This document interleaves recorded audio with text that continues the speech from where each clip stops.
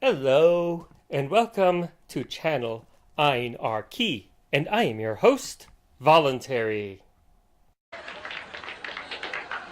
So I had this great script written for my next video. It was going to make me more famous among creationist debunkers than Aaron Ra, more famous among SJW debunkers than Sargon of Akkad, and more famous among skeptic clones than Logic. I was so excited. I printed it out and then I lost it.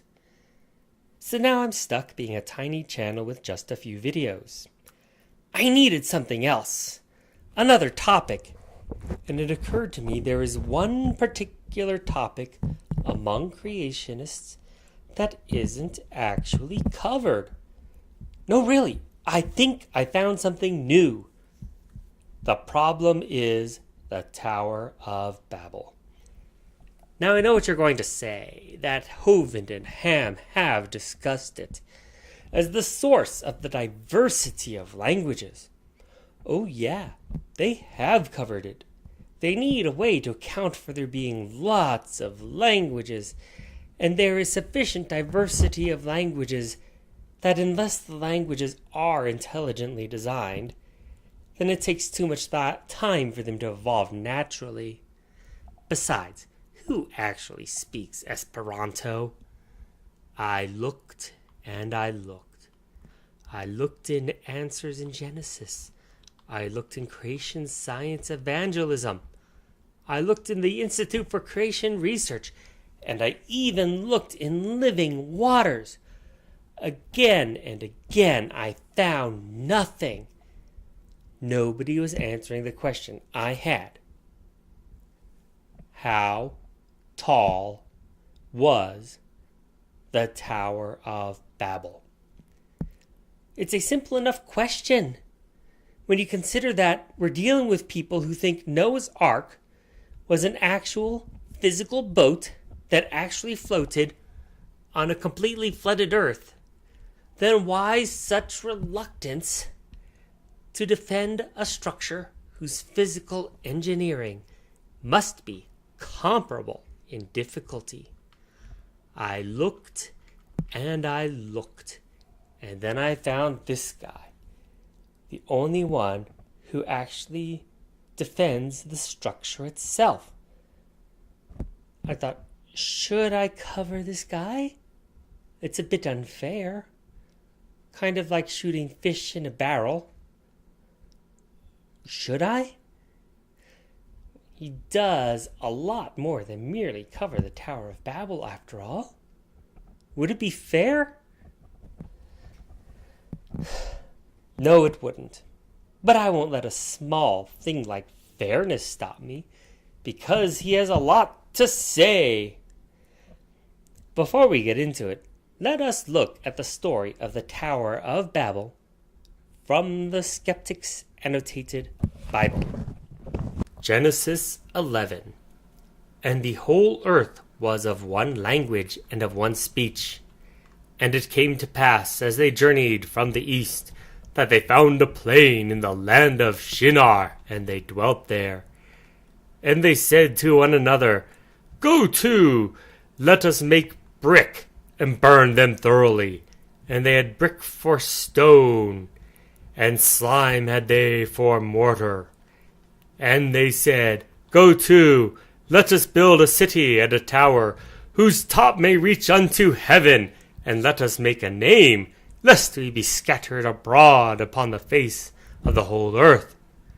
And the Lord came down to see the city and the tower, which the children of men builded. And the Lord said, Behold, the people is one, and they have all one language. And this they begin to do, and now nothing will be restrained from them, which they have imagined to do.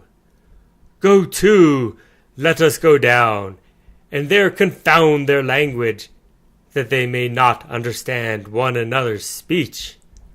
So the Lord scattered them abroad, and thence upon the face of all the earth, and they left off to build the city. Therefore the name of it is called Babel, because the Lord did there confound the language of all the earth, and from thence did the Lord scatter them abroad upon the face of all the earth.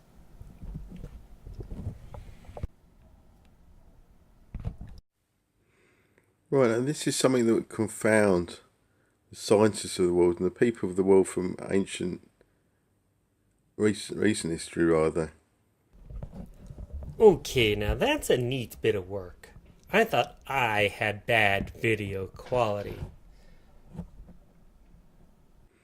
When Apollo 11 landed on the moon, there was a claim around the world, excitement, all televisions blazing with the news, people in cinemas watching the news, cheering. But this was an atrocity in God's eyes. Look back to what happened when the Tower of Babel was built. What was the Tower of Babel? It was an attempt to reach the heavens, wasn't it? It was an attempt to reach the tower that reached the heavens. Now they built a spaceship that could reach the heavens, reach the moon anyway. The inner heavens, not quite the stars or the planets. The man could reach the moon. This was a Tower of Babel. An atrocity in God's eyes. And this started something. This was the beginning of something, and I will show you this later on. So the moon landing was evil, because we went even higher than the tower did, and the tower reached to the heavens. That was certainly a tall tower. And now, modern man has built a spaceship to reach where the tower failed. There you heard it here. This was a Tower of Babel. But Apollo, look at that, Apollo, the name. Doesn't that remind you of Apollyon?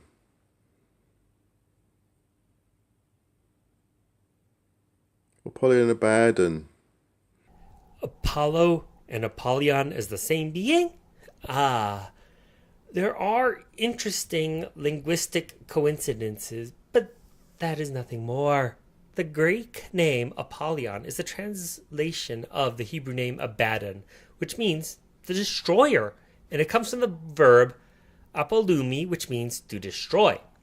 Apollo is derived from the month Apellon, in which the offerings of Apelleia were offered at the family festival of Apellai, and the term was, in turn, derived from Apella, which originally meant wall, or a fence for animals, and later assembly within the limits of the square. So no matter how similar, they actually are quite different. It is like saying King Minos of the Golden Touch was the same person as King Minos of the Minotaur. Maybe the Minotaur was made of gold. Now Abaddon. Look, break that name up. And you get a bad Don. A Don is a clever scientist, an esteemed scientist. So a bad Don created an atrocity which was acclaimed around the world as a masterpiece, forwarding mankind. And he's even applying English meanings to the terms to say Abaddon means a bad scientist. At least his confusion of Apollo and Apollyon, he was within the same language, but now he's interpreting the sounds of a Hebrew word using English meanings.